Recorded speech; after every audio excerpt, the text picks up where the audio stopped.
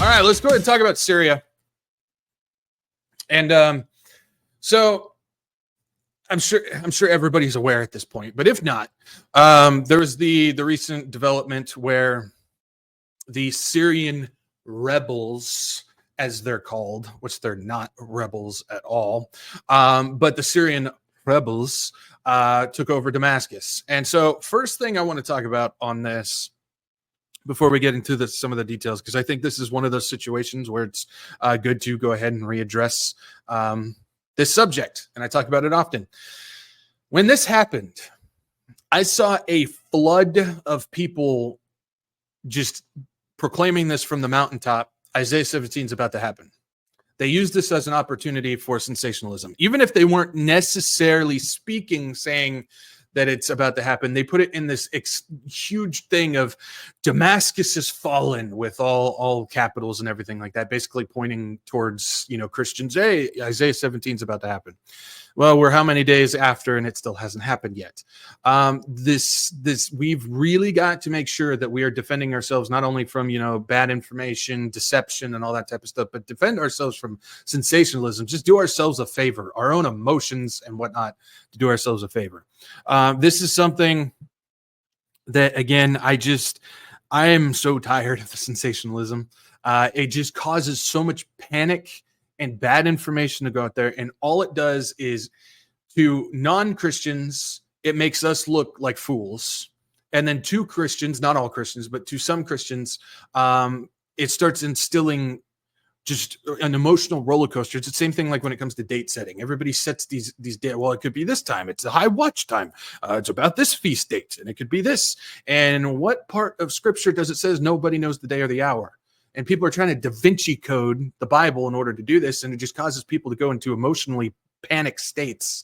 And we shouldn't be doing that. Same thing when we see stuff like this. There's some people out there that, man, they really, when they do the Israel news, I'll tell you what, man, they know how to put people through an emotional ringer so they can just keep getting clicks over and over and over again. Just keep clicking, because that's what they do. And it's sensationalism, and it's not good.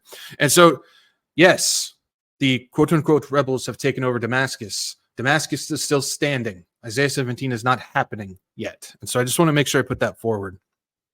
It's just, I see it all the time, and it's frustrating. It really is frustrating. So let's go ahead and get into some details now that I did my little rant there. First thing I got to say is I'm glad that I got this picture, because that video file cannot be played right over the face of Biden is perfect. I love it. Now that's some censorship I can get behind. But it says Biden praises regime change in Syria after rebels capture Damascus. A rapid 2-week offensive led to the capture of Damascus by Syrian, or quote unquote, rebel groups. Syria's ousted President Bashar al-Assad has fled the country. So, of course, Biden is promoting this. The reason why he's promoting this is because the quote unquote Syrian rebel group is actually a combination of ISIS and Al-Qaeda soldiers. And if you guys remember, it was the CIA and the Mossad who decided to train up those groups. Yes, I'm talking George W. for a reason. That's right, because it was behind the bushes, behind W, that they went and created these groups. So yeah, these are not rebels at all. They are Marxist genociders who are funded, trained, and backed by the CIA, the Mossad, and Turkey. Yes, Turkish backed people as well. So that's something to keep in mind when it comes to this. You got several countries in here who basically did this. Something else that happened with this that I think is very important is this was a suspiciously quick takeover. They managed to jam through several towns rather quickly and get into Damascus rather quickly, which is always interesting for me whenever I see something like that, where there was such a stalemate there for such a long time, and then all of a sudden they're jammed through so quickly. And I also find the timing of it with Trump pretty interesting as well. I'll talk about that in a second. But yeah, so these aren't rebels. This is clearly a military-backed operation by several countries with what's going on. I think that's very key to understand. Something else, unlike what Biden is saying here, where it's a great day for Syrians, it's actually not. Syria is going from bad to worse. Now, obviously, what's his face? Assad there is not good, a very evil man, obviously.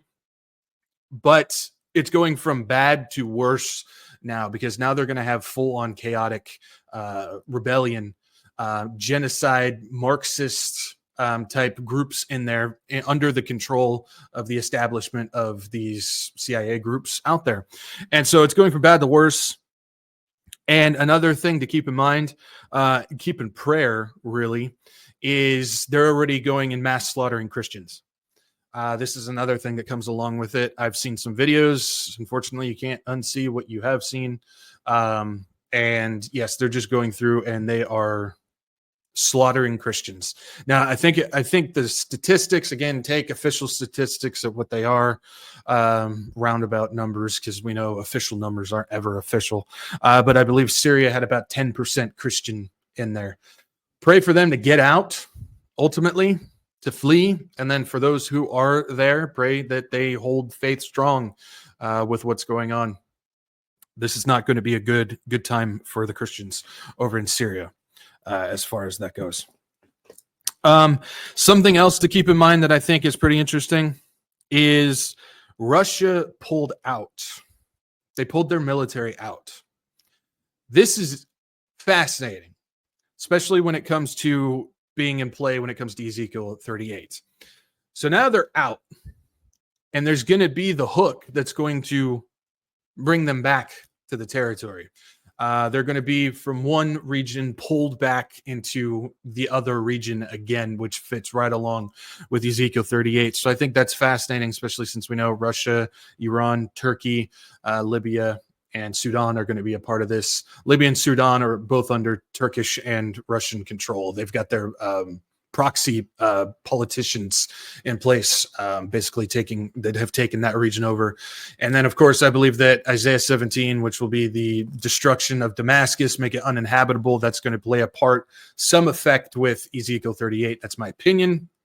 That's all it is, as an opinion. But so things are setting up for it.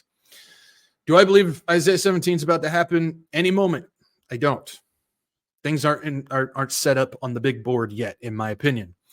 Ezekiel 38 is not in play yet either. There's still a lot of things that need to get done. Those can get done quickly, but that's not going to happen tomorrow either.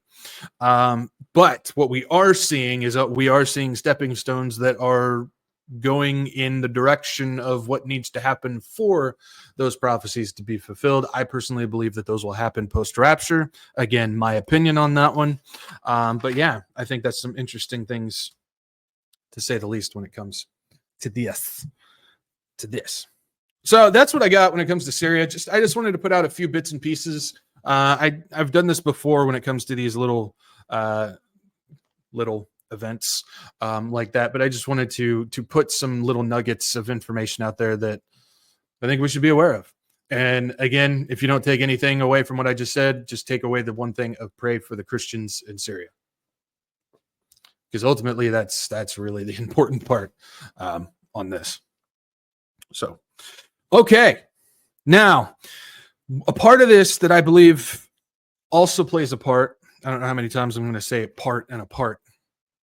But I believe that this situation is unfolding at the perfect time for Donald Trump getting in. And the reason why I say that is because I'm sure everybody is aware of my stance for the most part, that I believe Trump is a part of the cabal. He's in the club, to say the least. I believe that he's not against them, and I don't believe that he's unwittingly just kind of playing along with what's going on. I believe that he is a witting participant of the club. There's a lot of history and factual information that points directly to that. I've gone over all that stuff on my channel. If you want to know, go find it. You can see it there. There's tons of videos. But the reason why I say that is because he is the perfect person to have in place for a World War III. He's the one that they want to be in place for this. He's the one that's going to have the basically the national people with him. Again, he won the public vote. We see that he's pretty much worshipped by those on the right. He's got the Q people with them. He's got all the conservatives with them. He's got the Republicans with him. He's got most of the church fooled and with him as well. And many of these people look to him as the answer. And so who better to have in place for World War III, planned World War III, than their guy here with Trump on that.